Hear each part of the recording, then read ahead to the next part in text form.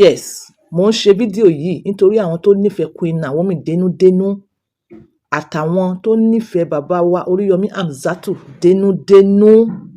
Mi ò sọ àwọn tó ń bẹ̀bẹ̀ nítorí bẹ̀bẹ̀ sèkò. Mi ò sọ nítorí àwọn tó ń bẹ̀bẹ̀ nítorí pé jẹ́ káwa náà fẹnu sí kí wọ́n mọ̀ páwa náà bẹ̀bẹ̀. Mi ò sọ nítorí àwọn tó ń bẹ̀bẹ̀ nítorí nǹkan mi o. Mò ń sọ mo ṣe fídíò nítorí àwọn tó nífẹ̀ẹ́ Naomi dénúdénú tí wọ́n fẹ́ fi issue yìí kọ́ sí wàhálà. Ẹ farabalẹ̀, ẹ gbọ́ mi. Ẹ farabalẹ̀, ẹ gbọ́ fídíò yìí dáadáa. Ẹ dẹ̀ gbọ́ dé ending. Lórí ọ̀rọ̀ Oríyọmí, bàbá wa Hamzat Oríyọmí àti Queen Naomi la fẹ́ sáré sọ̀rọ̀ nípa sharp sharp. Kí ni mo sọ fún yín? Mo ní once a queen, always a queen. Ṣé ẹ̀yin rò pé bàbá wa Ọọ̀ni of Ifẹ̀, ẹ rò pé wọ́n dákẹ́ lórí ọ̀rọ̀ Naomi? To some of you, ẹ feel pé punishment ni wọ́n mọ̀ọ́mọ̀ fi síbẹ̀ ní kinní kan. Oh my God, kí ló dé tẹ̀yin èèyàn kí ń ronú báyìí? Kí ló dé tẹ̀yin èèyàn kí ń ronú báyìí? Ẹ̀yin ò mọ̀ pé bí Queen Naomi ṣe wà ní àtìmọ́lé yẹn, ẹ̀yin ò mọ̀ pé ó dẹ́ǹtì image kábíyèsí, ẹ̀yin ò mọ̀ bẹ́ẹ̀. Ẹ̀yin ò mọ̀ pé ó dẹ́ǹtì image kábíyèsí. Ṣé bí Queen Naomi ṣe bó bímọ fún kábíyèsí? So ẹ feel pé kábíyèsí inú rẹ̀ dùn bí Naomi ṣe wà látìmọ́lé? Ẹ̀yin kan tiẹ̀ sọ wípé kábíyèsí ló ń punish ẹ ló fi sátìmọ́lé. Ẹ ronú náà. Ẹ jára yín, ẹ ronú náà. I sympathize. Mo bá yín kẹ́dùn gbogbo abiyamọ gidi tí ọmọ wọn pàdánù sí stampede Ìbàdàn. Ṣóyé yín? Mo bá yín kẹ́dùn gidi gan. Ṣé ẹ wá rí gbogbo ẹ̀yin tẹ́ bá sọ wípé ẹ nífẹ̀ẹ́ Naomi, Queen Naomi dénúdénú, tẹ́ nífẹ̀ẹ́ Hamzat Oríyọmí dénúdénú. Ṣóyé yín? Àwa mọ bó ṣe ń lọ. A mọ bó ṣe ń lọ. Mo fẹ́ kẹ́ ẹ ronú ni o. Gbogbo ẹ̀yin tó jẹ́ pé ọ̀rọ̀ náà kò yé yín, tẹ́ fẹ́ kọ́ sí wàhálà lórí ọ̀rọ̀ yín torí pé ẹ nífẹ̀ẹ́ Queen Naomi ẹ dẹ̀ nífẹ̀ẹ́ Oríyọmí. Ẹ ronú o. Ẹ má fi eléyìí sọ pé ẹ fẹ́ kọ́ sí wàhálà o. Because ẹ bá kọ́ sí wàhálà láì wọ́n ó kó gbogbo yín. Okay, ẹ̀yin imagine sìn, nǹkan tó ṣẹlẹ̀ ti ṣẹlẹ̀. Nǹkan tó ti ṣẹlẹ̀. Àwọn ọmọ púpọ̀ wà lọ́spítà. Àwọn ọmọ púpọ̀ ti kú. Kí bàbá wa Hamzat kó wá wà nílé rẹ̀. Ṣé àwọn kan ò ní bínú fi ẹ̀mí rẹ̀ dí? Ẹ ronú yín. Ẹ ronú yín. Kí èèyàn tí ìtara ọmọ mú tó dẹ̀ ń wọ ọmọ rẹ̀ báyìí tó dẹ̀ ń kú lọ pẹ̀lú ìtara. Ṣé kò ní visit Hamzat Oríyọmí? Àbí kí lẹ̀ ń sọ yìí? Tí àwọn ọmọ abiyamọ tó rí bọ́mọ ṣe ń ṣe lọ́spítà tó dẹ̀ mọ̀ pé àwọn people yìí àwọn náà wọ́n organize whatever tí wọ́n organize ẹ̀ dáadáa. Yes, wọ́n organize ẹ̀ dáadáa.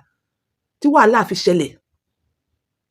Kí Queen Naomi kó wá mọ́ go about her normal duties bí ẹni pé kankan ò ṣẹlẹ̀. Ẹ dákun, ṣé àwọn abẹ́nikẹ́dùn ṣé wọn ò ní react negatively? Wọ́n wá àwọn torí wọ́n pé gidi gan tí wọ́n ronú. Wọ́n wá mú Oríyọmí, wọ́n mú Queen Naomi, wọ́n tì mọ́lé. Ẹ̀yin ò mọ̀ pé fún safety ni. It's for safety. Fún gbogbo ẹ̀yin tẹ́ sọ pé ẹ nífẹ̀ẹ́ Queen Naomi àti bàbá wa Hamzat tẹ́ fẹ́ mọ́ kọ́ sí wàhálà ní Ìbàdàn àti gbogbo àgbègbè rẹ̀ ni mò ń sọ eléyìí fún o. Àbámọ̀ ti jáde sọ eléyìí because ó dàbí ẹni pé à ń box secret ni. Nípa box secret ni báyìí.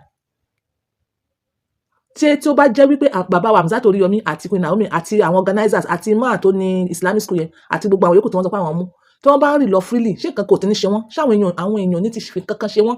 Ẹ̀yin ará Ìbàdàn àtàwọn àgbègbè àtàwọn àwọn tẹ́ sọ wípé nífẹ̀ẹ́ àwọn people ta mention yìí tẹ́ fẹ́ mọ̀ fi yẹn mọ̀ ṣe demonstration àbí tẹ́ fẹ́ mọ̀ cause chaos nílùú pé wọ́n tì wọ́n mọ́lé fún kí wọ́n fi tì wọ́n mọ́lé. Ṣé tí wọ́n bá wà ń ta, ṣé o lè guarantee safety wọn?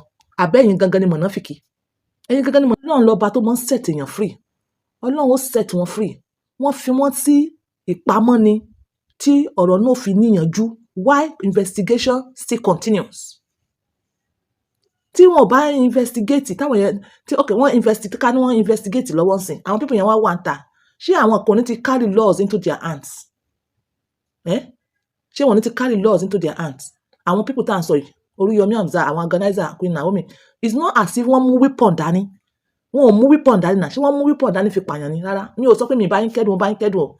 Fún gbogbo àwọn layman, fún gbogbo àwọn tó understand èdè Yorùbá mi nísìn. Queen Naomi àtàwọn organizer wọn ò mú ọ̀bẹ dání náà. Dípò tí wọ́n sọ wípé wọ́n rí ọ̀bẹ lọ́wọ́ wọn, àwọn ni wọ́n dúnbó èèyàn nítorí eléyìí wọ́n ó tì wọ́n fún àtìmọ́lé ọjọ́ gbọọrọ. wọ́n wà níbẹ̀ yẹn fúngbà díẹ̀ for security purpose, for investigation kó mọ̀ tẹ̀síwájú, you understand? Àti pé fún lapses, yes, there was lapses wà lóòótọ́, and lapses tó wà ń bá kì í ṣe pé bóyá wọ́n rí lapses weapon, lapses pé wọ́n kó kù díẹ̀ nípa organizing, ṣóyé yín? So nípa pé it's a spiritual issue ó lè ètùtù ọ̀nà èrè ètùtù ó lè defend ẹ̀ ní court of law. So ẹ jẹ́ ká gbé ti spiritual aspect yẹn, ẹ jẹ́ ká gbé sẹ́gbẹ̀ẹ́.